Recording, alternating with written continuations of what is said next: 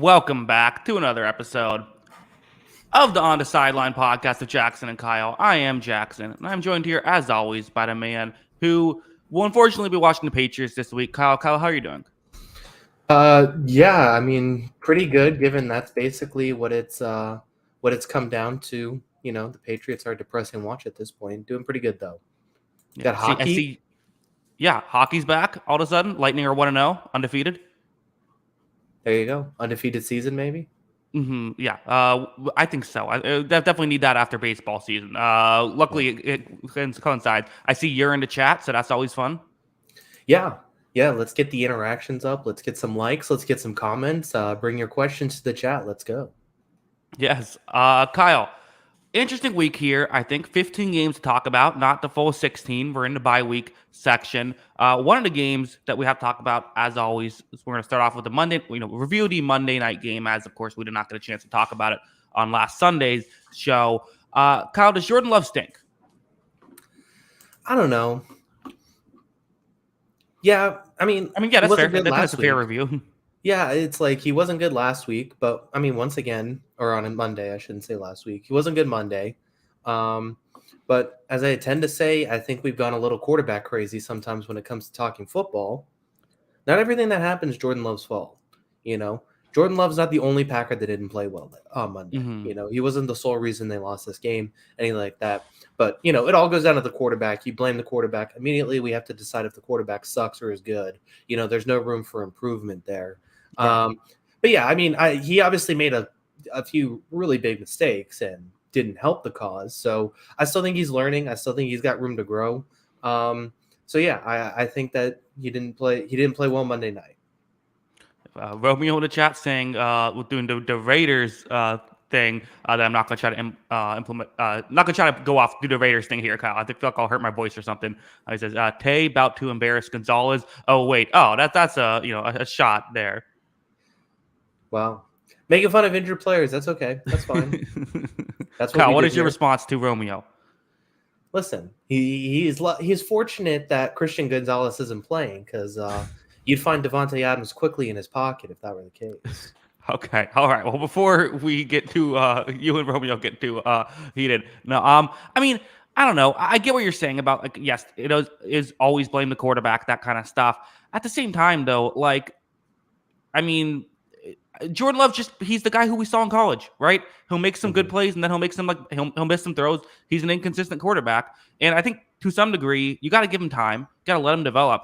But it's also isn't this why you don't draft a quarterback and have him sit for 3 years? Because the rookie contract is done. Yeah. You don't really have the opportunity to. You get 2 years with him basically, and then you decide from there. That's the tough argument with it. But at the same time, what were you going to do? Trade Aaron Rodgers earlier? You still got good value for Aaron Rodgers. Obviously, you were going to not draft Jordan Love. Don't draft the quarterback, right? Yeah. But I don't think we can keep just circling this as the reason that this isn't. I don't think that draft night was the Packers' doomsday. Obviously, I think it's pretty bad. You can look back on a mistake, but how much do we have to go back and look at this as it's not the worst NFL decision ever. It's up there. I think it's pretty bad. I think it's because here's how if they drafted T. Higgins, who was the next wide receiver taken, I think they lost the next 2 playoff games they lost were in large part due to not having a number 2 receiver. Tampa Bay, Carlton Davis was able to help shut down Devontae Adams, and no one else was getting open. And then San Francisco, they just double teamed Devontae Adams, and no one else was able to get open. Yeah, but at the same time, I feel like it's just easier. Didn't they draft Amari Rodgers 5 or 6 picks after that too? I don't know if it was that close, but they drafted him, I believe, in round 2. It wasn't with that. I don't think it was that close, but they did draft. Maybe you're right. I don't know. Yeah, because I thought they traded back up to get Rodgers, or they had that high 2nd round pick to get Amari Rodgers. Someone could fact check me on that. But that's the thing. They obviously chose a guy at wide receiver. Who knows if they even would have drafted T. Higgins with that pick, right? That's they could have drafted Amari Rodgers with that pick anyway. If Amari Rodgers was good, then nobody's complaining about the Jordan Love pick, right? It just kind of comes down to that. I guess you could say, well, you had the higher value pick, you take the higher value prospect at that point. But I just don't know. I feel like it's playing. It plays the results a little bit because there's 2 scenarios that Jordan Love could have been awesome first of all. And then also, like, if they nailed some of their other picks, like, I don't think just the Jordan Love selection is the reason why this Packers team's failing. I think there's other picks beyond that and other decisions beyond that with the roster. They could have addressed wide receiver. How many off seasons have we talked about the Packers could have addressed wide receiver? And they didn't. Well, yeah, I don't think that's the most obvious example, though. Yeah.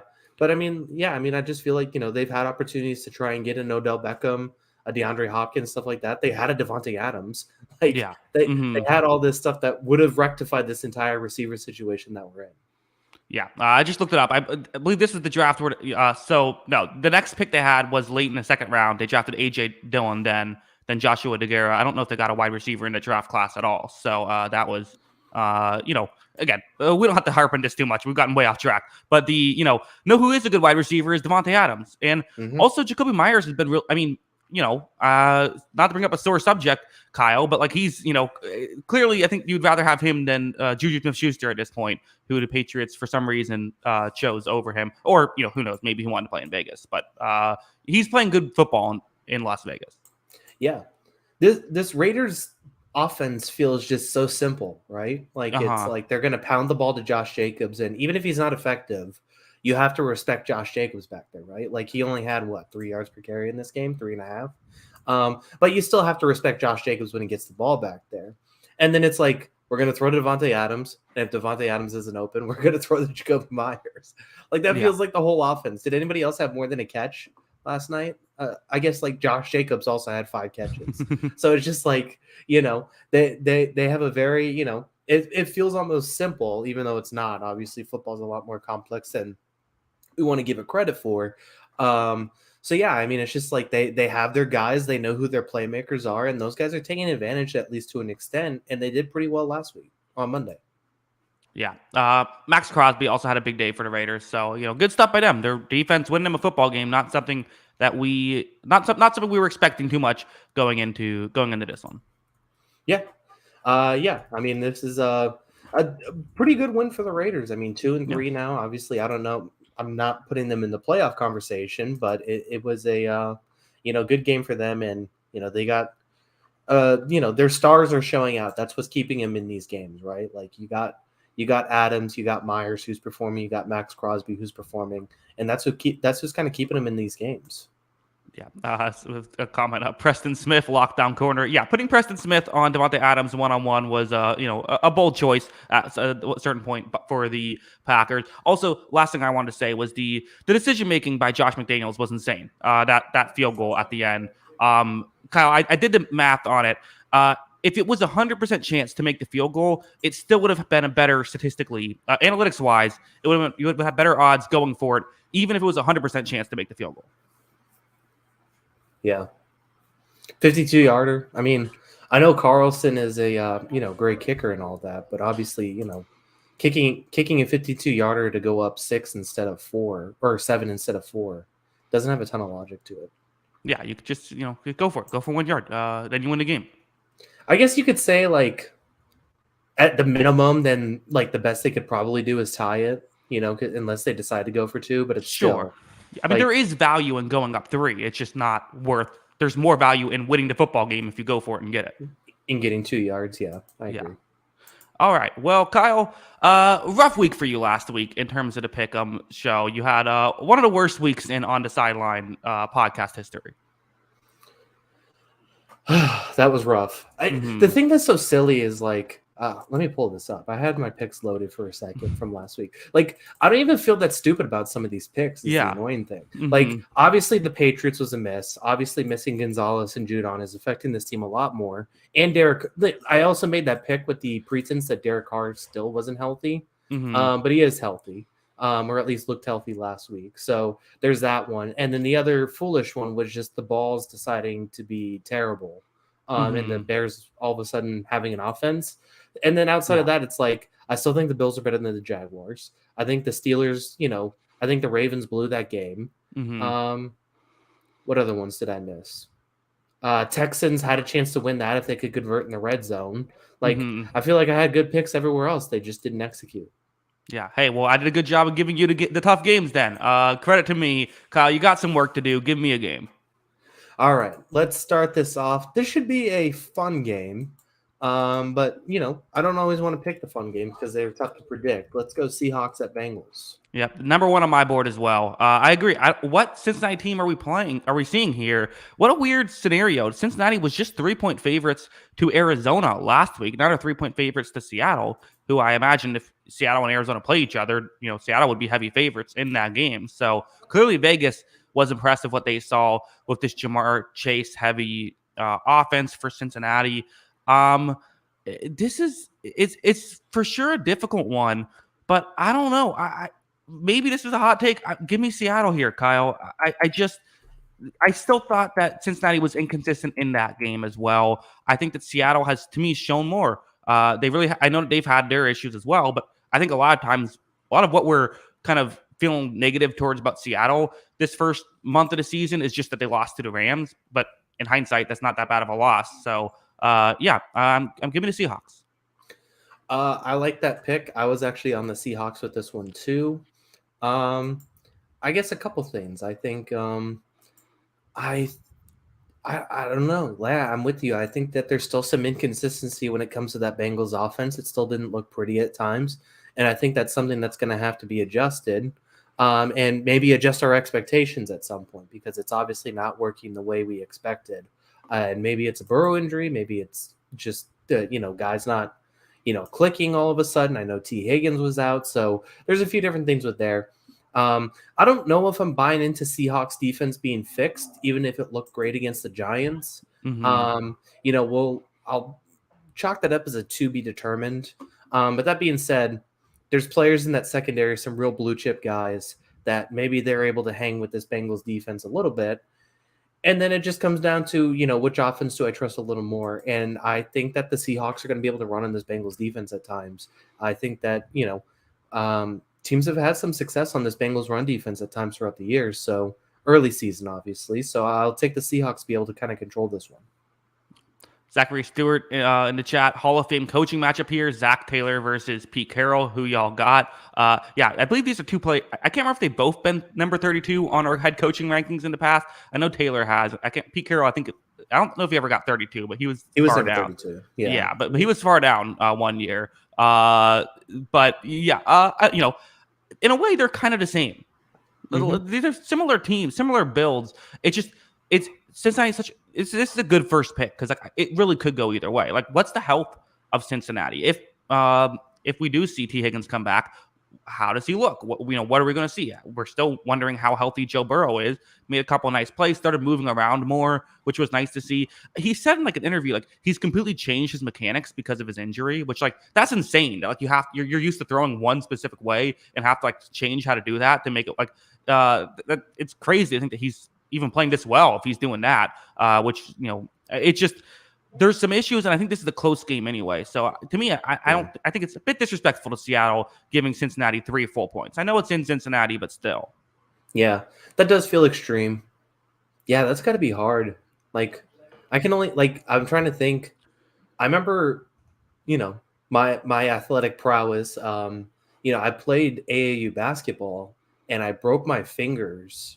Multiple fingers on my hand at one point, and then had basketball tournament, and I had to adjust how I shot for an entire tournament, and that was just horrible. Although I hit a couple clutch shots in that one, just using the backboard. But anyway, I can't imagine having to change your whole throwing motion for that. So that's got to be brutal. I agree. Yeah, we'll see. It should be an interesting game, though. I'm looking forward to it. Yeah. I think this is a fun game, but like I said, sometimes the fun games aren't easy to pick, and I think this is a toss-up. I think I'm with you. I don't think it should be -3. This feels closer to pick them for me. Yeah. One other thing I can think of is, the Bengals offensive line has had some issues. This could be a get-right game against Seattle's pass rush. Yeah. I mean, they need it. That's for sure. So, although, I don't know, didn't they just get 11 sacks last week? So, granted, the Giants are fielding a junior varsity high school offensive line, but 11 sacks is still 11 sacks. I don't know. I still stand by my statement. I hear you. I agree. Yeah, I could be proven wrong. Kyle, I'm going to do it to you. I can't help myself. Making you pick your team again. Patriots going to Las Vegas, who's coming off a big win. Where are you going? Man, I can't pick the Patriots in good conscience right now. Hmm. I'm still not like overly high on this Raiders team, and for all the slander I've had on Bill Belichick the last couple of weeks, I have not been a fan of some of the decisions made by the organization. I've voiced this very strongly, basically since week 2 or week 3. I think I've been ahead of the curve because now there's articles coming out. Will Bill Belichick get fired? I would say I've been ahead a lot of the Patriots criticism.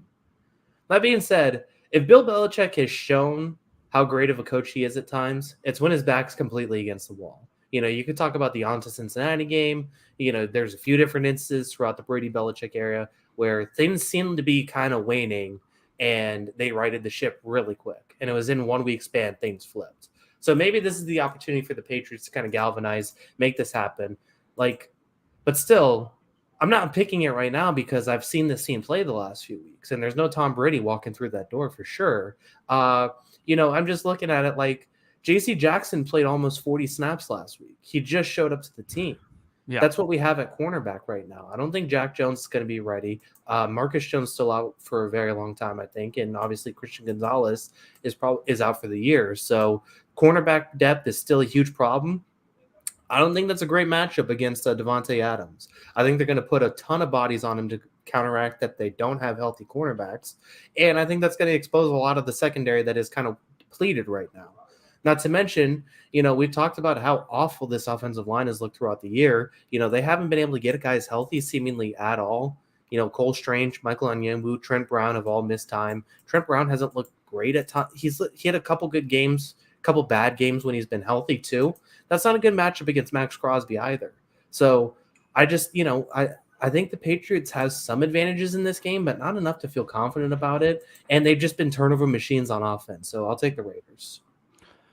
Kyle, I have a question. Which defense are you taking right now, the Raiders or the Patriots? As crazy as it sounds, I mean, the Raiders have some guys like Max Crosby is obviously awesome. Like Nate Hobbs. Mm-hmm. I think that Marcus Peters has done some solid stuff.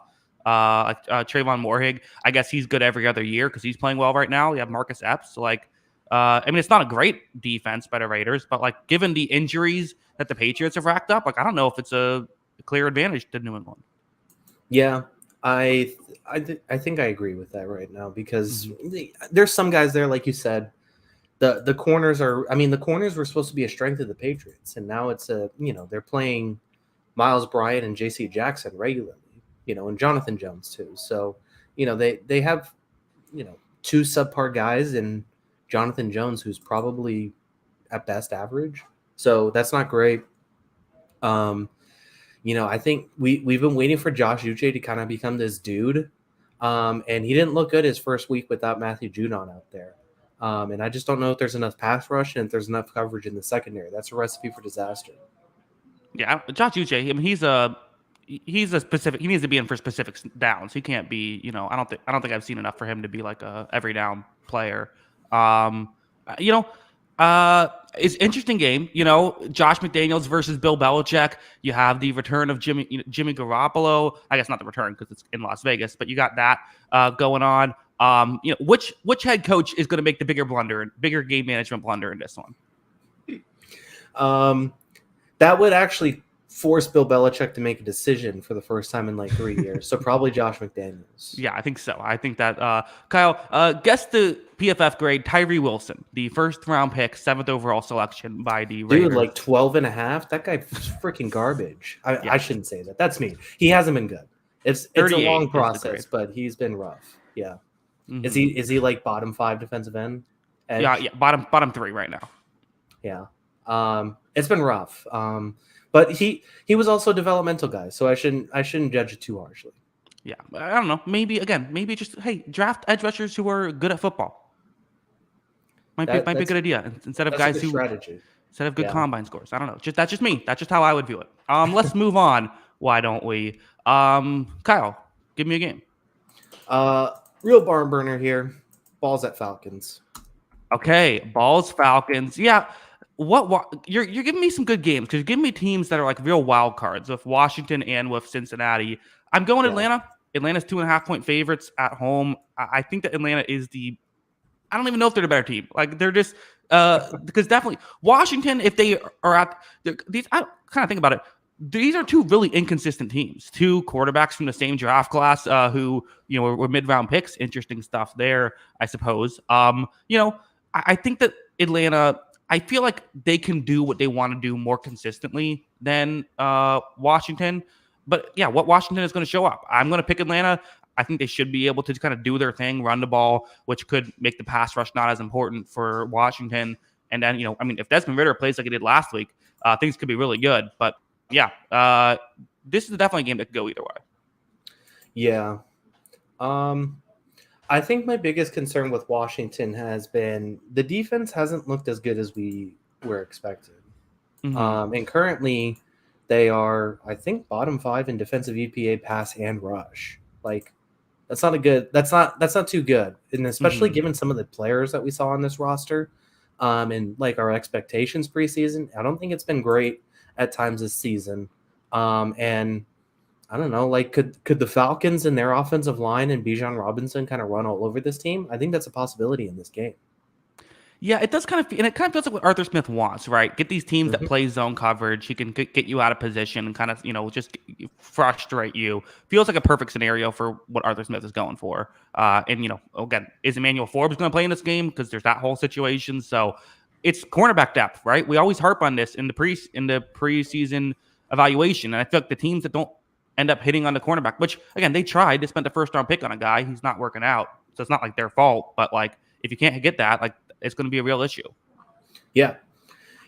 I agree with that, and yeah, I mean they definitely missed on some corners. So I saw an interesting trade. I guess I'll throw this at you now because I saw.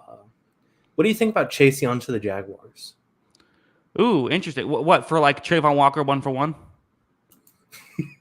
It'd probably be like a mid-round pick, but interesting. I don't know. If you're Washington and you're only getting a mid-round pick, I feel like I'd keep Chase Young. I think Chase Young's been good when he's been healthy. He just can't stay healthy. Yeah, I mean, I agree with that, but they didn't pick up his 5th-year option, right? So now they basically have to they're going to have to pay him off season, right? Yeah, I mean, you still have the tag as an option, which you don't want to do. It's a lot for edge rushers, but you still have that option. They did do the same thing with Deron Payne. They didn't pay him. Didn't pick up his 5th-year option, but still signed. So I think that I don't think it's out of the question that I don't think that they have to trade him. Yeah, I don't think so either. I think it's just an interesting discussion. I feel like it makes both teams more interesting. But yeah, I mean, this Washington team, it just feels odd that this is bad defensively when I look at a team with Chase Young, Deron Payne, Jonathan Allen, Montez Sweat. Like, why is this bad? At least like that's true, but like even like stopping the run, they're bad. That's what doesn't make sense. Well, yeah, I mean the linebacking thing too. I mean, it's the Jamon Davis, Cody Barton tandem isn't exactly striking fear into the hearts of opposing running backs. You're not a Cody Barton guy? Guess the PFF grade, Cody Barton. Is he last? No, actually 4th last, for the 37.8 grade. Wow. Yeah, that's rough. His run defense grade in the 20s. Yeah. And again, he's had over 300 snaps this year. It's not like he's been like barely out there. Maybe they should sign Rashaan Evans. Yeah. I don't like Rashaan Evans that much. Yeah, maybe when they trade Chase Young to Jacksonville, get a linebacker back. I don't know. Yeah, I mean, I don't know. Washington could win. What Sam Howell shows up. Atlanta's had a pretty solid secondary. Could be, maybe that's the matchup of the week, not of the week, but for this game is the Atlanta secondary going up against Washington's receivers. Yeah, and I think the interesting development for Atlanta has been the ability for them to cover the middle of the field feels like significantly better, which obviously makes sense when you get a superstar free safety like Jesse Bates in. They've added some players just across that roster, but like, can Terry McLaurin be like an outside dominant guy in this game? I think it's possible. Obviously, I still like AJ Terrell, but I think McLaurin can win that matchup. And that's probably how Washington moves the ball in this game, right? Not to mention they can use Brian Robinson at times as well. Yeah, should be a fascinating one, I think. Two teams that maybe didn't have a ton of expectations going in, although some expectations, and have lived up to those expectations so far. Let's talk about two teams that I think have at least lived up, if not exceeded expectations. Saints-Texans, it's the thumbnail game. Who would have thought, Kyle, here in Week 6, Saints-Texans would be the thumbnail game? Saints are a 1-point favorite on the road in Houston. Where are you going? So I have been on the Texans the last few weeks, and I think rightfully so. They have played well. I am going to flip it, though, and go to the Saints. I think what I saw from the Saints last week and Derek Carr looking healthy with Alvin Kamara, they used him a little more outside of just throw it to him 13 times behind the line of scrimmage last week, and I thought that was good. I think the combination of those two things are really going to help the Saints offense unlock a little bit more. And if they can throw the ball and run the ball well, yeah, I think that they can beat a lot of teams. And while I still think this Texans team's solid, I don't think they're going to be able to compete with that. So give me the Saints. Yeah, I mean, the Saints, it's weird. The offense last week looked good. It still didn't look amazing, but it looked much better, I thought. And that's kind of what you're hoping for, is for the Saints offense to really wake up, as it's been, it's been a bottom 10 offense this year. So, like, they need to be able to step it up. But we've seen flashes of it. Houston's been, a surprisingly solid defense this year. They've been sort of middle of the road, which we didn't expect heading into this year at all. So that's a fascinating scenario. And I don't know. Are we sure Derek Carr is going to be a better quarterback in this game? Like, CJ Stroud's been playing really good football. It's interesting. Yeah, I mean, is the question, is Derek Carr the best quarterback in this game? I don't know. But I do think he's good enough to get the Saints to win.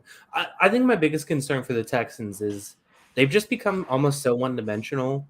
Like, I don't love that when you're going against this team, Lattimore, we've said can be hit or miss, but with him, Demario Davis, I think, is healthy with Adebo and Marcus May and Tyrann Mathieu.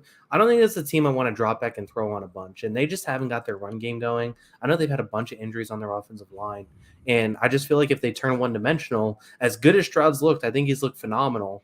I don't know if I want to throw 40 times on this team.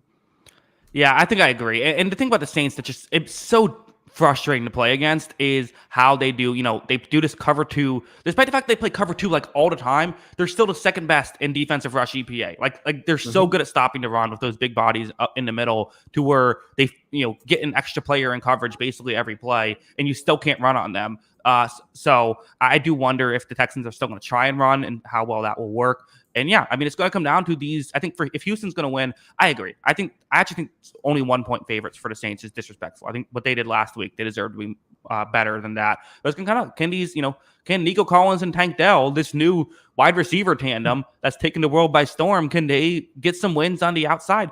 I think they might be able to, but I'm with you. I think that the smart money here, it's got to be on New Orleans. Yeah, I mean, there is opportunities for that. I agree. And if Stroud can continue to buy time and do some of the stuff he's done really well with extending some of these plays, I think it's even better chance that they win some on the outside. But can they do it consistently to really make it, interesting? I don't know. This is a high-level Saints defense still. And I think Dennis Allen's going to be ready for this one. Yeah, interesting. I'm also interested in seeing this kind of might be Stroud's first real test, like a really good defensive coordinator in the NFL, right? Yeah, Bill Belichick's not that anymore. Oh, did he? I forgot. I'm sorry. Just kidding. I was thinking of the Saints for a second. Never mind. Okay. Okay, gotcha. Yeah. Who has they played? Yeah, I can't remember a single game the Texans. Okay, here we go. He played Baltimore week 1. That's tough. But then Indianapolis, Jacksonville, Pittsburgh, which you think would be pretty good, but he didn't have trouble there, and then Atlanta. So I wouldn't say first real test, but maybe he's checked every box, honestly. So yeah, he's been good. This is just another test. Yeah, it might be the toughest though, because again, no one frustrates quarterbacks more than the Saints. Yeah, I agree with that. Tom Brady never broke a tablet playing against Atlanta, as he shouldn't have over those years. Yeah, I think so. Let's move on. Kyle, give me a game. The non-thumbnail game. This will never be a thumbnail game. Vikings at Bears. Yeah, this is the anti-thumbnail game, I think. Vikings, Bears. I don't know. Again, you know me. I like these games. I love seeing bad teams that are interesting, and I think these are bad teams that are interesting. Kyle, you ready for a hot take? Give me the Chicago Bears. I'm not locking it up, but give me the Bears. Justin Jefferson being banged up, I don't trust this Vikings team at all. I think that he means so much to them. And for Chicago, their offense is hot right now, going up against a bad defense. Give me another Justin Fields 4-touchdown day. I'm all in.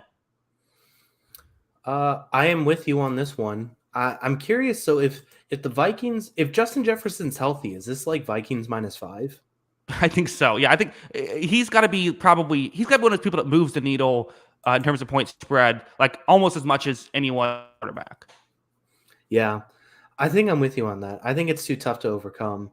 Um, this Vikings team, we talked about how they caught every break last season, but it really does feel like, I almost feel bad because it feels like they're, losing every break this season. And things just haven't worked out. They've had close games. Here's a question. Okay. Does Jaron Hall or Nick Mullins play this year? Not due to non-injury. I think the only way that would happen, they did spend a 5th-round pick on Jaron Hall, but like, I feel like that only happens if they trade Kirk Cousins. Yeah, I think that's possible. Yeah, I think the question is, do they trade Kirk? It would make sense, but it's like, who's the right pick? Like and I think the trade deadline, it happens earlier. I know it's later than it used to be, but it still happens earlier compared to other sports. The trade deadline should be like week 12. Mm-hmm. It'd be really hard for a quarterback to get traded week 12 and then get ready for like a playoff run. That'd be kind of crazy though to watch. Here's the thing, so let's say in our hypothetical scenario, we're both on the Bears in this game because of the injury and all that. If they lose this game, they're 1-5 with a loss to Chicago. Like, what's the incentive for keeping Kirk? Yeah, I guess the incentive would be maybe you want to keep him in future years. You're also going to get a draft pick if you let him walk, so there's that. But if you trade him, you get a better chance at the number 1 pick. Well, yeah, that's a very good point. Yeah, that's a good thing to factor in, is you don't just get, I don't know, the 2nd-round pick that Atlanta gives you or whatever, but also the I get it. I get the logic. I think teams should trade all the time. Just teams don't love to trade. Yeah, I think that's fair. I think Kirk Cousins actually, it's crazy to say, but Kirk Cousins could swing this season in a dramatic way just by being traded. Yeah. What if he got traded to Atlanta or like the Jets? Like how different would that all of a sudden, like, that would probably be the biggest midseason trade of all time, right? Von Miller was a big one, but like that wasn't considered like a huge deal at the time. I guess you could throw McCaffrey in there from last season. Yeah, I don't know. It's going to be fascinating because I think if they lose this game, it's time to blow the thing up.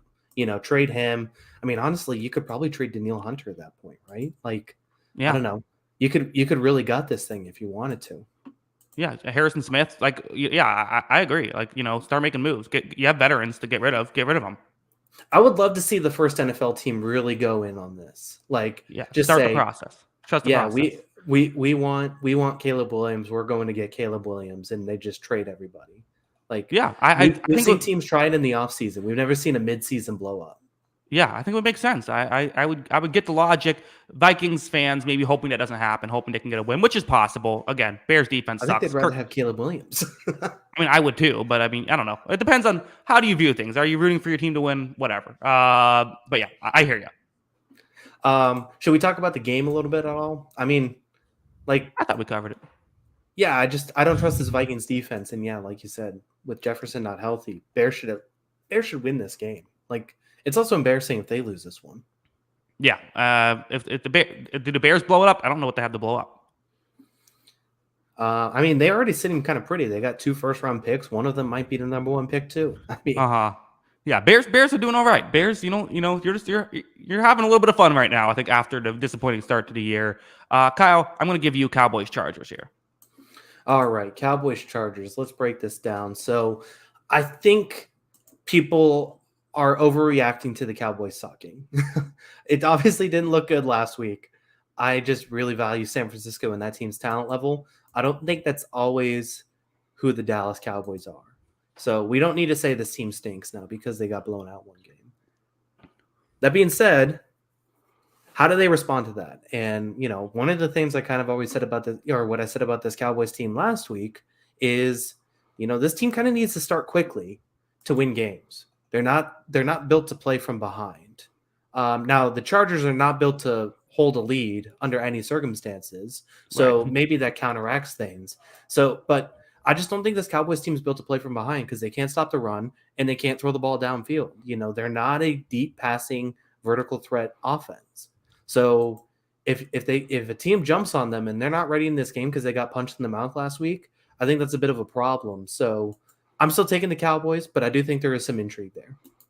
Yeah, we have a super chat from Crushing the Discussion. Thank you, Crushing. We appreciate that. Thank you. Yeah, but no, yeah. I'm interested in seeing the Cowboys play like a game where it's like competitive. I feel like every game they play is like either a blowout one way or the other. Like I hope that this is the game where we actually get to see like things be close. I am fascinated in this. I mean, they're kind of. I feel like they're the we're kind of honest at this point. They're the front runners, right? When things are going well, they look awesome. When things start going poorly, they look terrible. So what's the scenario going to be here? Yeah, I mean the Chargers defense isn't very good. They can't cover. Like it's been a real even for us. It's almost like that. The meme of like our expectations were low, but it's like we didn't expect much from you Chargers. You're really still disappointing us. But yeah, I mean, I don't know. I can't have that much faith in Dallas either. I haven't been on. I've been very unimpressed. I think with Dallas so far through 5 weeks. Like despite outs and probably a solid point differential, there's real holes in this roster. There are holes in this roster, but I also think countering that, the Chargers team was made with holes on the roster. Oh, sure, but they have Justin Herbert. They have Justin Herbert, I agree. But at the same time, you have Austin Eckler questionable. You have Mike Williams on IR. You have Corey Linsley out. You have Joey Bosa questionable. You have Derwin James questionable. There's like 7 good players on this team, and 5 of them are questionable or out. So, like, I don't even know how to, like, manage that, right? Like, that is a massive problem for a team that was very star dependent and kind of a Swiss cheese roster to begin with. It's a Swiss cheese with no cheese at this point. It's tough, but I don't know. I still like the pot. I just think Justin Herbert's really good. I think maybe that's it. Maybe I'm falling into the Herbert thing, but like, the quarterback does matter. A quarterback can make something happen, and I don't think that he's going to make the mistakes that Mac Jones was making and that Daniel Jones. Right?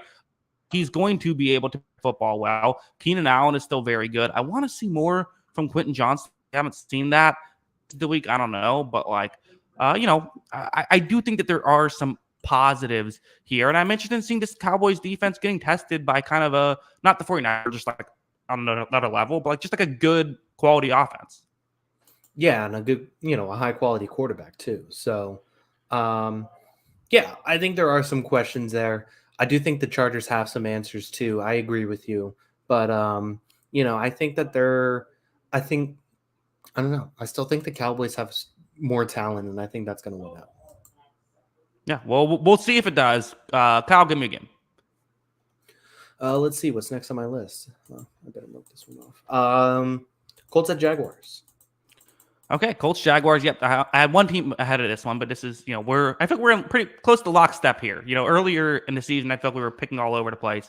Now, kind of in the same. I feel like a lot of your pick, around where I would have given them. I'm going Jacksonville here. I think Jacksonville deserves to be favored. I like this line. I think this is a good line. 4 points, just in terms of I think that feels fair. Again, Gardner Minshew coming in, which one thing I do think helps. We're kind of talking about the Gardner Minshew doing good in relief. Part of that might be like you prepare for Anthony Richardson differently than you prepare for Gardner Minshew. Now, obviously, the factor is Gardner Minshew doesn't get team reps. Maybe he just doesn't need them. Maybe that's not a big deal for him. But Jacksonville looked really impressive last week. Their offense is waking up. I think the Colts can run the ball. They're going to limit possessions. That could be a way to beat Jacksonville. So I do think there is upset potential. But I think that, at this point, the Colts have shown they're a good team. They can find ways to win football games. Like, they don't deserve to be counted out, but I think they deserve to be underdogs in this one. Yeah, I do agree with that. The one thing I am interested in, Jacksonville for all the, the Trayvon Walker stuff. And, we've done that a lot. He's a, top 5 run defense in the league so far, only 5 weeks. So obviously it's not everything, but they've played like a top 5 run defense. And, I still think with Gardner in there, I think that this is going to be predominantly run heavy offense, as the Colts have been for many, many years. With Jonathan Taylor, with Zach Moss, can they get wins on the inside? Can they win in the trenches? This Jaguars defense has been able to hold up pretty well. So I think that's an interesting matchup there. And then I do have some questions on the Colts receivers winning on the outside consistently enough against the Jaguars secondary that I still think is pretty good at times. So can Pittman and company get enough wins there? Here's some people saying that I'm lagging. Sorry if I'm lagging. Hopefully, is the audio all right? The audio's been all right at times. You have kind of blurred out a little bit. Okay, interesting. Yeah. Gotcha. I have a new modem. I need to switch that. So that's probably hopefully that won't. I'll get that done by our next show. But yeah. No. I agree. I think that well said, Kyle. Nailed it. All right, thank you. Yeah, I mean, I think that they're, like you said, you can't count out this Colts team, but I do think there are some mismatches here. And, for as shaky as this Jaguars offense looked at times, and I think they still have looked kind of shaky at times, Trevor Lawrence has played pretty well the last 2 weeks. And I think this team kind of goes offensively as Lawrence goes. And if he continues to play that well, I think they're the front runners of the AFC South. Yeah, the fumbles aren't great, but I agree. Their receivers catching the football is helping a lot. Yeah, that too. Yeah. So, any final thoughts on this one? No, we're good there. All right. I'm going to give you a game that I will be watching very closely, making you pick both teams. Lions, Buccaneers. I think there's some intrigue here in this game. The 4-1 Lions look to keep it going. Kyle, where are you going here? The 4-1 Lions, I am picking to win this game. I like this Lions team. I like how they match up at this game. And look, I think that this Tampa Bay defense is still really good, but I think the Lions are going to find the way to move the ball enough, and that's enough to win this game. So I do think Tampa's pretty good, and I think they match up at times pretty well. I just don't know if it's enough with this Lions team. So I'll take the Lions.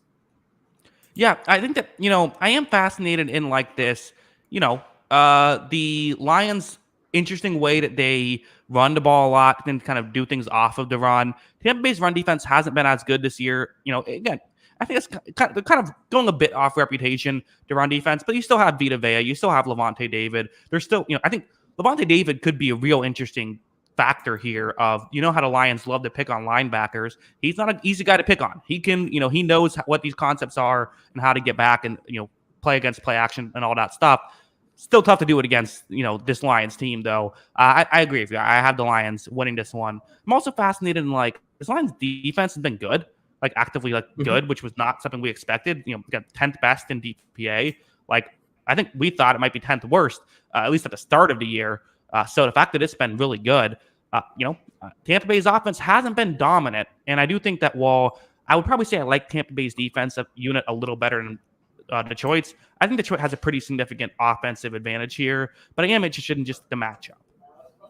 Yeah, I agree with that. It's going to come down to, this Bucs offense has felt a lot of, Evans and Godwin have been involved a lot. Can they win again in this game? Obviously, the Lions, CJ Gardner-Johnson's on IR. Brian Branch is questionable. Emmanuel Mosley tore his other ACL last week. I mean, that guy can't catch a break.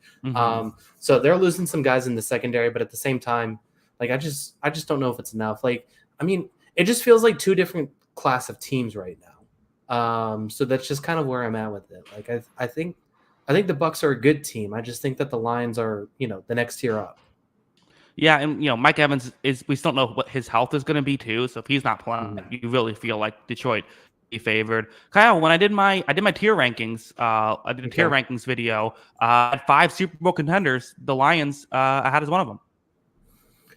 Lions, one of the 5 Super Bowl contenders. So your other contenders are San Francisco, Philly, Detroit. Is it Kansas City, Miami? Yep. No Buffalo? Not right now. I think that they've been too inconsistent. Okay, that's fair. Yeah, I mean, I can't fault it right now. They've not only are they 4-1, they have impressive wins on their resume too. So, going to beat KC on the road week 1 was impressive. They've been able to grind out games. They've been able to put 42 on teams in games. And they even had a shot to win that Seattle game, and they, probably let that one go. So, they've done good stuff.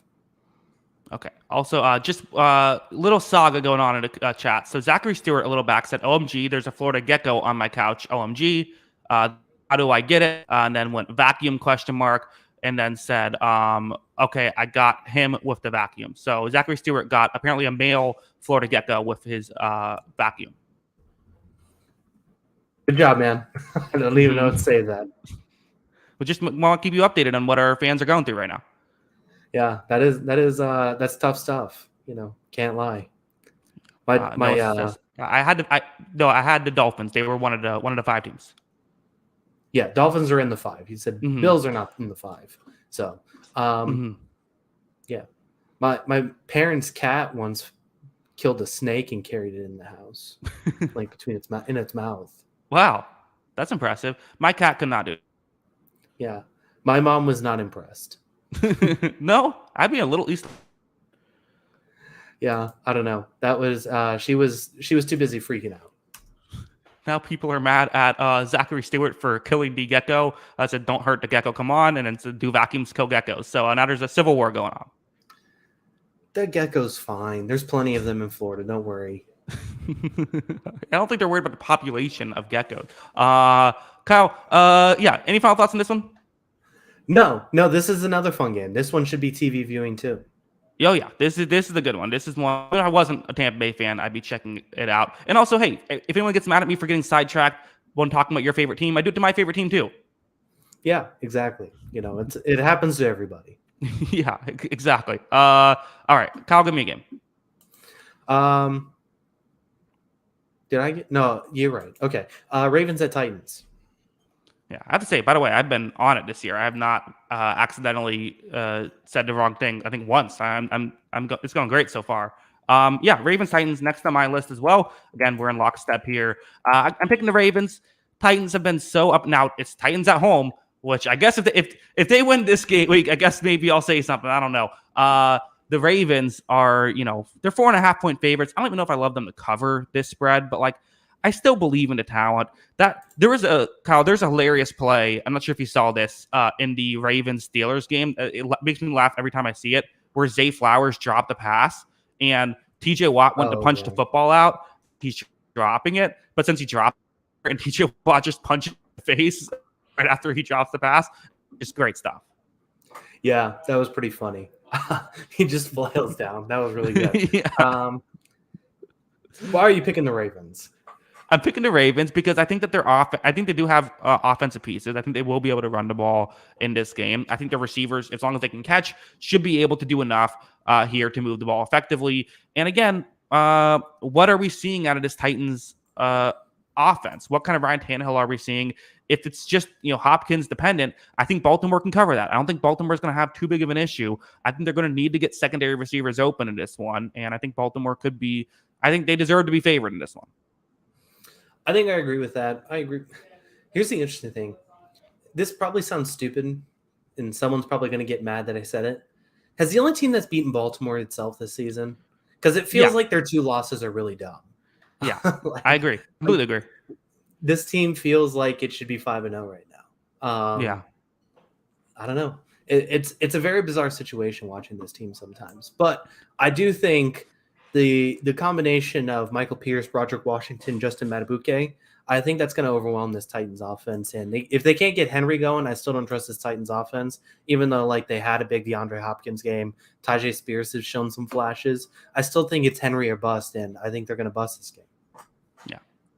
So is the gecko mush in the vacuum? That's a good question. Yeah, I also think one thing that could help out Baltimore in this one is, I'll talk about guys at the second level being so important for, being able to stop the run. Kyle Hamilton, Roquan Smith, Patrick Queen, those are 3 guys who have been really good run defenders this season, and I think can really come in and help out stopping Derrick Henry and won't get beat too bad in coverage while doing it. So, yeah, I think that, again, Titans are weird. They find ways to win games. It's a fool who counts out the Titans, but I'm picking the Ravens. Yeah, I think that's completely fair. And as this Ravens team starting to get healthy, because they started with so many injuries, I think this defense becomes really dangerous and can win some games. And yeah, I mean, I think there's been some changes with the offense. I think it is better. Um, but guys got to make plays. You got to catch the ball. And Zay Flowers had some drops. Rashad Bateman had a drop in the end zone. Nelson Aguilar dropping a ball is the least surprising thing of the season. Yeah. That being said, he had a pretty bad drop last week too. Got to convert some of those. Yeah, for sure. And hey, if DeAndre Hopkins looks good though, maybe that's the way you can do it. Get someone else. I don't know. Can Nick Westbrook Akini come through and make some plays? I just feel like there's not enough depth, but they find ways to win. And we'll see if they can get the running game going. Also, the thing that everyone is wondering, Zachary Stewart says the gecko is not mush, but he's dead. Okay, so a dead gecko in Zachary's vacuum. Oh man, wow, we're gonna get PETA in this chat. Yeah, no, I just want to say we do not condone gecko violence here on the Sideline podcast. But if they break into your house, it's all fair game, right? That's the law. Oh yeah, I guess you're right. Yeah, that's self-defense. Yeah, there, Kyle. Okay. Stand your ground. There you yes, go. That's true. There you go. Kyle, I'm going to give a game. Every game is at least a touchdown spread.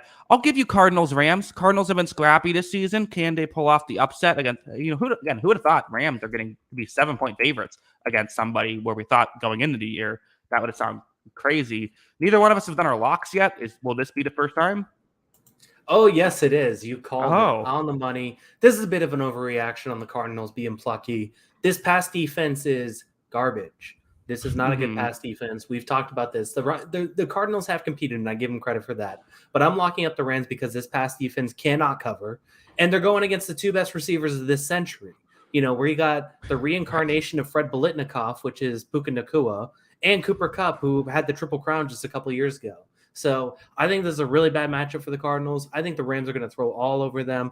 I got the Rams -7. Lock it up. Wow. All right. So a hot take here. But the Cardinals have been plucky. You're the one. You've given them the plucky term. They have been plucky. I agree with that. But they've also been a bottom 5 pass coverage. Yeah. Or not bottom 5. They're like bottom 10, but it's still not good. Yeah. Put some respect on the only bottom 10 pass defense. Sorry, guys. Sorry, everybody. But yeah, I'm not confident in that. I'm not confident in that matchup.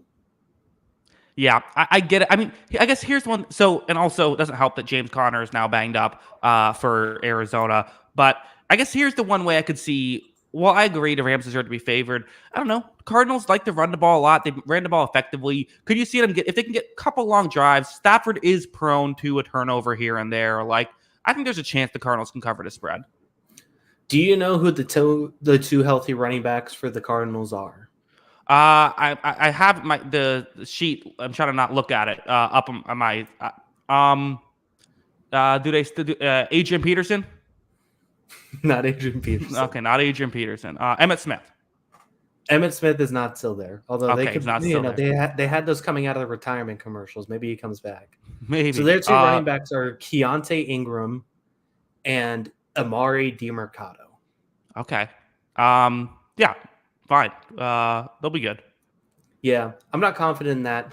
I think things look bad for the Cardinals last week. Josh Dobbs finally came back to earth. He could have some success in this game. I just don't think it's going to be a lot. And if they can't run the ball and keep the Rams offense off the field, I just don't think it's going to happen. So, they got to hit some big plays in the passing game. And, to his credit, Marquise Brown has had a good year. He's been a really good player. I mean, he's been one of their best players. So I think he's been productive. I think they've been able to find some things and make things work. I just don't think it's enough to keep up with this team, man. Yeah, and I think that's a good take. Also, some comments we have about the gecko. Damn, RIP. Zachary Stewart. I hope you cry yourself to sleep. Mark says free snack. I'm a little afraid of Mark here. Also, Kiran. How do we know the gecko wasn't there first? That's a good question. A lot of drama going on. This is no one's even listening to us anymore. We're just talking. Yeah, exactly. Come for the football talk, stay for the gecko talk, I think here. Kyle, give me a game. This could be a marquee game of the week, depending on the health. Let's go Niners at Browns. Niners Browns. This is a good one. It's weird how like Cleveland's a team that we all kind of just say like, oh yeah, Cleveland. They're like a playoff team. Still 7-point underdogs though. That's how high we all are on the 49ers. I think I'm not going to lock this one up either here, Kyle. I'm going to play a little bit aggressive with I don't know. There's some. I think the Niners. I'm picking the Niners to win. Obviously, I think that there's some real question marks. Deshaun Watson being banged up, he's already a question mark anyway. Apparently, they're going with PJ Walker. If he, DPR is not getting another start for Cleveland. They're not doing that again. So it would be PJ Walker if Watson isn't ready to go. I honestly don't know if that's much of a downgrade, just given what Watson's shown this year. Like Walker's, I think, a solid backup. Like I'm not like overly concerned about that. The Browns have had a really good defense. This is maybe a tougher test for Brock Purdy than we've seen in the past, but at the same time, I mean, this San Francisco team, they're rolling over everybody at this point. Yeah, they are rolling over everybody. I'm still as high as ever on this San Francisco team.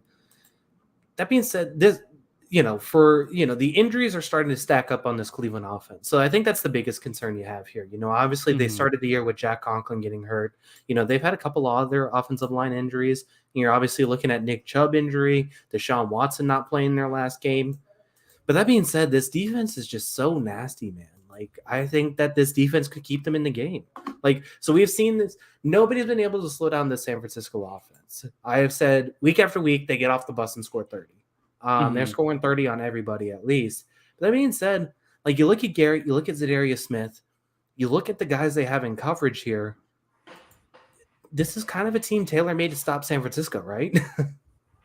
I don't know if any team is tailor-made to stop San Francisco, just given how good they've been. But yeah, I get what you're saying. I mean, I guess the one thing I'm a little just concerned about is I know they love to play their zone coverage, and I just feel like Kyle Shanahan can eat that alive sometimes. That's fair. I mean, he's going to have some counters, but at the same time, they got to be able to block both guys. And, I know they have Trent Williams. He's probably going to win his one-on-one matchup. But, if you're throwing Garrett on the other side against, the rest of the San Francisco offensive line with Dalvin Tomlinson, it becomes a tough matchup. And, one of the things I said last week, I really want to see the San Francisco offensive line fully tested. And I think this is their biggest test of the season so far, even compared to Dallas. I think this is I completely agree. I think that I do think that San Francisco, what they're going to do is just try to get rid of the ball quickly, and they might be able to do that. I think, in fact, I probably would bet that they will do that, but there's a chance that they won't. I agree. I think the toughest thing for Cleveland is if Watson's not out there. I know you said it's not a big drop off, but he did play well in his last game. If he's not out there, I just don't see how they move the ball in this game without him and Chubb. Yeah.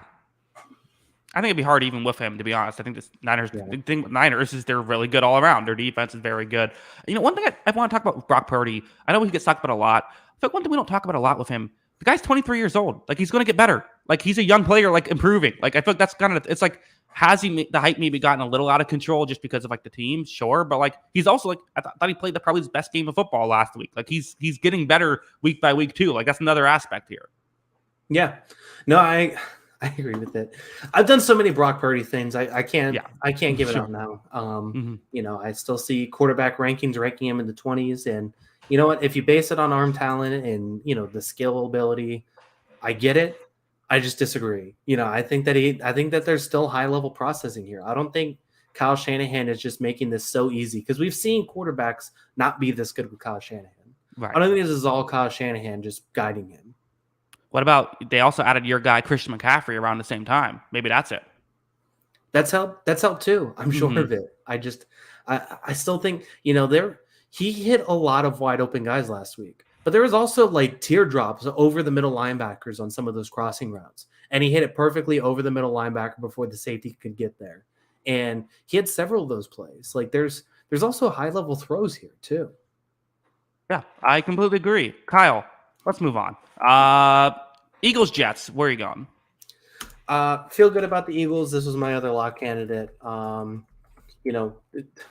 Jets defense is always going to make things interesting. But that being said, I think this Eagles offense is starting to hum a little bit. They have looked really good the last 2 weeks. I think Hurts has been one of the best players in football the last couple weeks after a little bit of a slow start, I think, by his standards from the season before. So with Hurts rolling, with this defensive line where, I mean, like Jalen Carter's the number one defensive tackle in PFF grades, right? Like, Yeah, crazy. this Eagles defensive line is still just nasty against I would say, subpar Jets offensive line.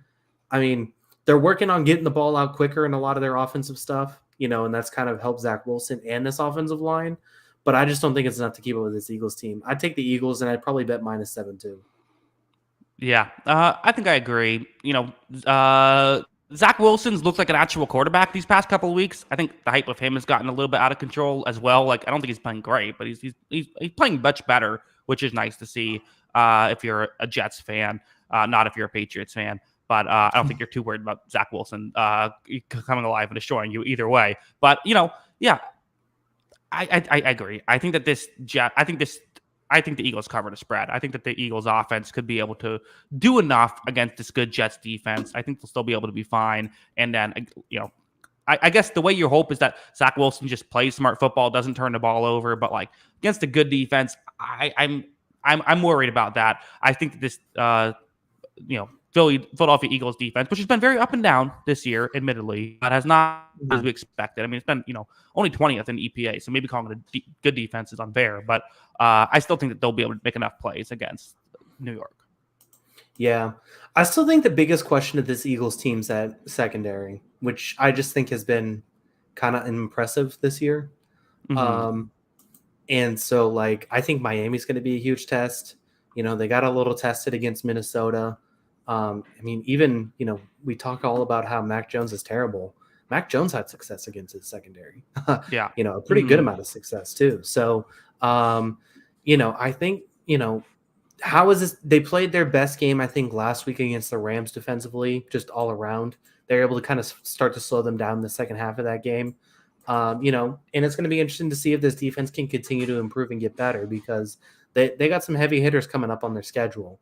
With Miami, with Kansas City, with Buffalo, Dallas twice, San Francisco's on deck, Seattle's in that picture too. They're not too shabby offensively.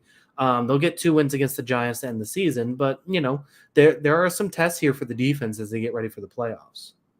Yeah, I agree. We have people saying, joking about me saying hype with Zach Wilson in the chat. Yeah, I mean, certainly after the Chiefs game, at least people were talking him up a bit. Also, Keyran says, sounds like a gecko chewing through Jackson's internet cables. Sorry if my internet's not being. I apologize. I'm not. I'll get it fixed by next show. You better, man. No, I'm just kidding. Yeah. I mean. I agree with everything. The hype's gone a little too extreme with Zach Wilson, but progress is progress. So give the kid credit. So I'll go there. Yeah. Kyle, I can't remember. I haven't asked you. Are you pro or anti banning the brotherly shove? You've asked me this twice now, and I said I'm anti banning. I know you are pro banning. Yeah, I am anti banning. I think that there is there's plenty of other opportunities to stop the Eagles to where they're not getting 4th and 1s all the time. So I don't know. Okay, gotcha. Yeah. Well, if I've asked you again, I'll stay tuned next week when I ask Kyle for a 4th time if he's pro or anti banning to play. But let's move on. Kyle, give me a game. This is the last game I will be picking. I have to lock this game. No, we have 4 games left. What do you mean? 4 games? I thought it was 3. What's the 4th one? Oh wait, I'm Broncos Chiefs. Oh, I didn't mark the Cardinals Rams. That's my bad. Okay, gotcha. Yeah, 3 games left. One of them will go undrafted. Yeah, so let's go with let's see, which is the most likely to stump you here? I'll give you Broncos at Chiefs. Broncos at Chiefs. Okay, perfect. Feel great. This is the one I wanted to lock anyway, so worked out well for me. I don't know. I get it, right? Travis Kelce's banged up. Is he going to go?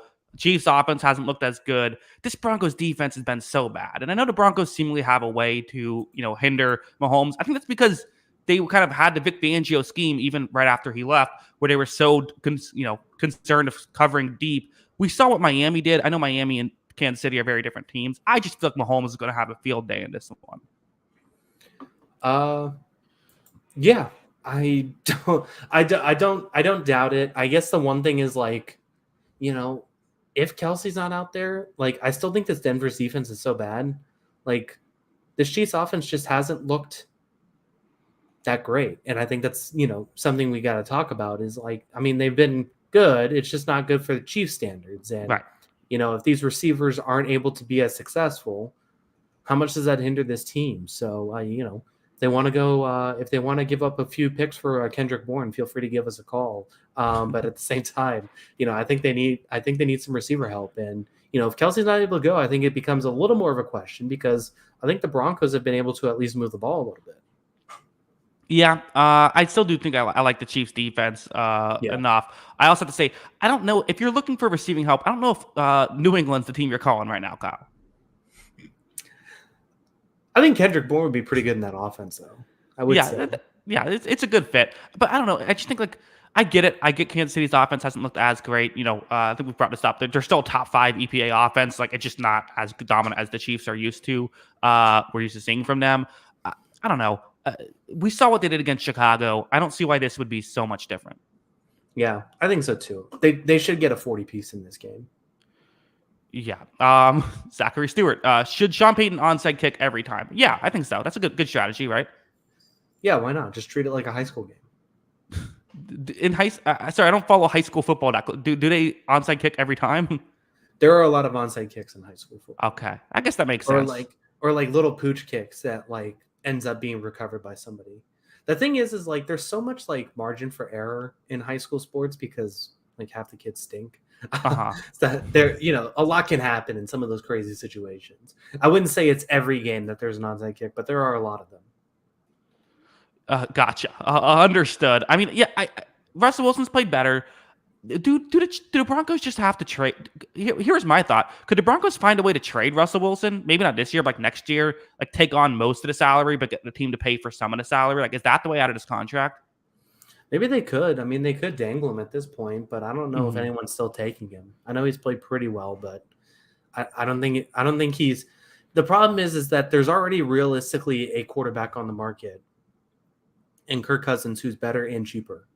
So yeah, I don't know if he would be cheaper, but I think the idea would be you make a trade and like the team that's getting Russell Wilson is paying like 15 or like 20 million a year.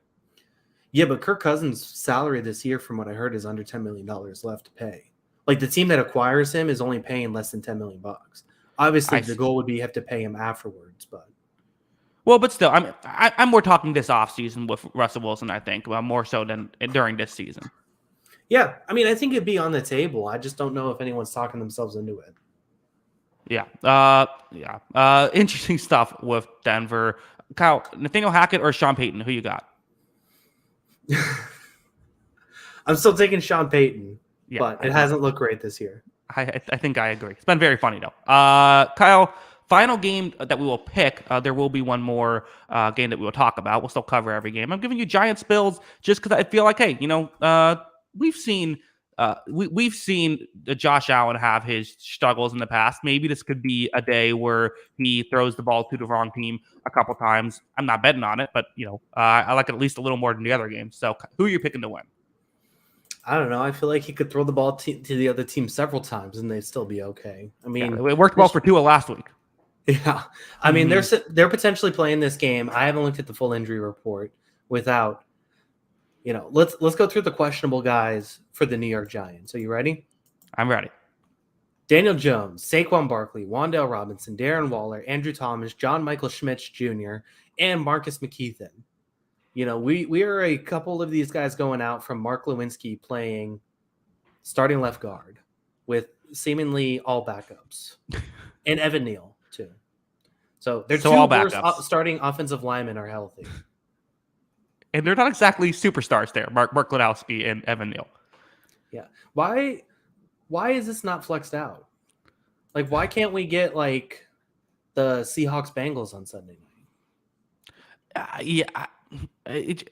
I get probably because the Giants still are a ratings draw. I don't care. Put the Lions and Bucks on Sunday night. Give us anything. Yeah, that'd be fun. Yeah, I agree. There's better Sunday night games. There's actually good games this week. Like, it's a good slate. Yeah, I mean, even Baltimore, Tennessee should be a good ratings draw. Put them on. What? Oh wait, they're overseas, aren't they? They're in like Germany. Yeah, they're somewhere. Yeah. I don't know. Anyway, like put the Saints Texans on for all I care. I don't know. This Uh-huh. is a terrible game. This is no good, very bad. This is going to be 40-0. Yeah, this should be a disaster. What's the man? How did this happen? How did the Giants have this happen? How have they somehow been worse than all of our expectations? I mean, I guess injuries. they're having injuries on the offense, but this team sucked when they were healthy too. So Yeah, no, they're not a good team. But like even with them not being a good team, I feel like they're also sort of like how the Vikings okay, it's like we all expected them to regress, and then they've somehow gone the other way and are losing every one score game. I feel like the Giants, we expected them to regress, but then like even the players that we thought were like decent haven't played as well this year. yeah, they've played 20 quarters, and they've been bad. They've been probably easily the worst team in the league for 18 of them. Yeah. And they played 2 really good quarters against the Cardinals to pull off that win. Could you imagine if they lost that game, like down whatever they were at halftime or whatever? Like if they got blown out by like 20 to the Cardinals, like this would be even worse than it is now. Yeah, which is saying something for Buffalo. Feels like one of those games they win by 40. I agree with you. Let's move on. Final game: Panthers at Dolphins. Neither one of us are picking this game, so it's not going to go on either one of our records. I believe we both have the Miami Dolphins winning, though. I don't know. I mean, so I made a film study. I don't believe I posted it yet about Bryce Young. I feel like he reminds me a lot of like when Tua entered the league. Of like he needs to push the ball down the field more. He needs to like get rid of the football. There's plays where like guys are open and he's not getting rid of the ball. I think that's fair. And it's probably lack of trust of some of his guys. I don't know. There could be instances for that. He's just so small, man. Like there's also that issue. So it hasn't looked great. So we'll see if it gets better. Yeah, I don't know. I mean, I don't know how much I just don't know how much that factors in. Currently, PFF's lowest graded quarterback, Bryce Young, is like it's not been great. And again, the situation has been terrible. But I mean, it's just this Panthers situation is really tough, right? I mean, they feel like they're the favorite to be the worst team in football this year, and they don't have their first round pick. Yeah, this is bad. I mean, it's really bad. I mean, they could miss out on a generational quarterback and whiff on their quarterback too that they traded up to draft. And maybe Bryce Young gets better. I'm not sold off on it yet, but I mean, it's not looking good. So, yeah, I guess the one thing you could say is like the Panthers secondary hasn't been that bad. Like they've actually been pretty good. So maybe they can slow down a little bit of this Miami stuff, but at the same time, no, they have the league's worst run defense too. So it's bad. They're not slowing down Tyreek. They're not slowing down. No, not happening. Why can't we have nice things though? Like why can't Devin Achane just stay healthy? Like what is this? Like I like this offense with Achane, and I just it's just I wish we had nice things because I want Devin Achane to play in this game. He could have like 200 yards in this game. I think he's legitimately like a top 5 or 6 back in football. He's played like it for what we've seen. And running backs, they're unless they're Jahmyr Gibbs, they typically are good right away, right? Yeah, and Gibbs has still shown flashes, even though it hasn't been consistent. But yeah, I mean, he's just looked electric. Like every time, it looks like it could be a touchdown every time he touches the ball. So I think him and Bijan might be 2 top 5 running backs already. Yeah. Well, I feel you're saying that, but I feel like you're, if you make a list, I wonder if you'll still say that. Like if you actually put that, because you got Christian McCaffrey, is Derrick Henry? Would you rather have Derrick Henry right now or Devin Achane? I don't know. I don't think he hasn't looked that great, Henry, at times. I mean, obviously he had a couple big games, but what Nick Chubb or Devin Achane? Well, Nick Chubb when healthy, yeah, he'd be on the list. Well, let's probably Saquon be Barkley. number 2.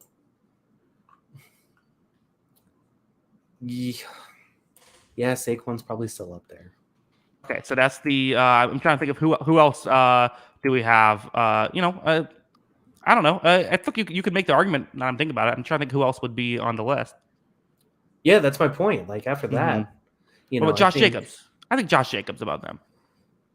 Above Achane. He's been rough this year, but at the same time, I think it's the situation, not as much him. Okay, 2 of the top 6 backs in the league. Is that fair? No. Got Jonathan Taylor, Austin Eckler, either of them? I would take A-Chain over Eckler. I don't even care. Okay. What about Aaron Jones or Ramondre Stevenson? Oh man, Stevenson might get traded. If the Patriots want to blow it up, they can blow it up real fast too. I mean, it's bad. All right. Well, we covered that game nicely, Kyle. I mean, yeah, Dolphins are winning. They're going to win by 4 scores.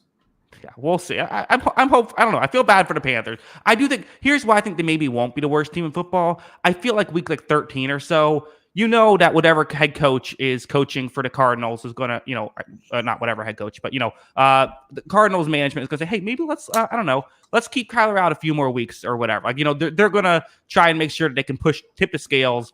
Maybe give the whole team a free night at the bar on like Saturday night when they have like a Sunday morning game type of thing to make sure that they can get some losses in there. I feel like Carolina's, at least they're going to try to win because they have no reason not to.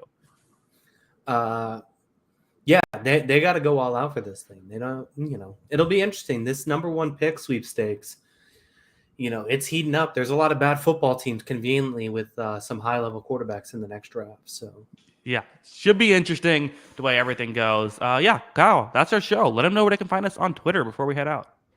Yeah, make sure to follow us on Twitter. That is at Jackson Kruger. Make sure to follow me at by Kyle Gronin, and make sure to follow the account for the podcast. I said that poorly. At On the Sideline JK. That is at On the Sideline JK. Yes, of course, if you like audio only podcast, this one might not be the best given how my internet was going, but check it out anyway. On the Sideline podcast, anywhere you get your podcast, check that one out. Sorry about the internet. I'll try to get that fixed by Sunday. Hopefully that works. But yeah, Kyle, any final thoughts? Looking forward to the Sunday. Like I said, I think it's a good slate. I think there's a lot of good games. You could probably take Sunday night off if you didn't want to do that and just join us at midnight Eastern after the game. We have to watch it. We'll talk about it. So if you don't want to watch the game throughout the evening, skip it, go out to dinner. We'll talk about it Sunday night, midnight Eastern. Come join us. Hockey is underway. Bruins open with the win. Connor Bedard kind of seems like a bit of a prick. I don't know if I'm going to like him. So We'll see how that goes. We'll see how that develops. Big international soccer slate this weekend. Ooh. I know you're not a college football guy, but Caleb Williams is taking on Notre Dame. Notre Dame has lost 2 games now, but they have a very good secondary. That could be a game worth watching for you. Seeing them against go. They got a couple corners on Notre Dame I think are going to be in the NFL. So that'll be a good matchup. Interesting. Also, we got the debate between Travis Kelce and Aaron Rodgers to look forward to. I can't think of a less entertaining thing to talk about. Like, why would I want to debate? Why would anybody want to debate that? This is not like interesting. Who is excited for this podcast between Travis Kelce and Aaron Rodgers? I'd check it out. You'd watch it? Oh my god! I think I'd put it. I'd throw it in the background while I'm doing work. Yeah. Like that'd be like. I'm trying to even think. Like I just imagine trying to get like 2 random people that don't watch. Like if I had my mom and my sister host a football show, that would be like those 2 doofuses debating vaccines. Yeah, like that's the dumbest thing I've ever heard. Like why don't that's just stupid. I think it sounds like a huge waste of time. And I don't care about the research. I don't care what he's done. I don't need those 2 doofuses educating anybody. That's the point. Just ridiculous. Yeah, might be. Those might not be our. Maybe shouldn't be our thought leaders, perhaps. Yeah, I would say that strongly. So, all right. Well, again, come for the football talk, stay for the Gecko talk, and the why Aaron Rodgers and Travis Kelce debate wouldn't be interesting talk. I'm just speaking my mind, man. I don't know. I think it's you if anyone wants that, you can go ahead and fund it for them. So see what happens. I'll go ahead and abstain from that. Yeah, listen, I don't think there's any shortage of people who maybe aren't very educated talking about important task on the internet. If you want to check that out, including right here, where we're here talking football, what we do twice a week. Stay tuned, join us Sunday midnight Eastern for our next show when we recap everything that happened this week. Should be fun. Kyle, any final thoughts? I already asked you, but I feel like I should ask you again because I asked you a while ago. No, I think we're good. Full slate of sports. Are you gonna watch the Are you gonna watch Notre Dame USC? What time is it? 6:30. Actually, for you, I think it's 7:30. Okay, I don't know. Maybe I'll check it out because sometimes those games are on like you're like, oh, check out this game, and then it's like, oh, it's starting at like 11. Yeah, well, usually Pac-12 games do start pretty late, but I think they got USC on primetime this week for that. And they're like 4 hours long. College football is so long. There's so many commercials. I can't deal with it. 7:30. You know, there's some good stuff there. Yeah, again, probably not. I don't have a lot of time now. I gotta spend my time wisely. Just a couple hours, man. We'll see. Maybe I'll throw it on. Again, thank you to everybody for listening or watching. We appreciate it. And until next time, have a good one. Peace.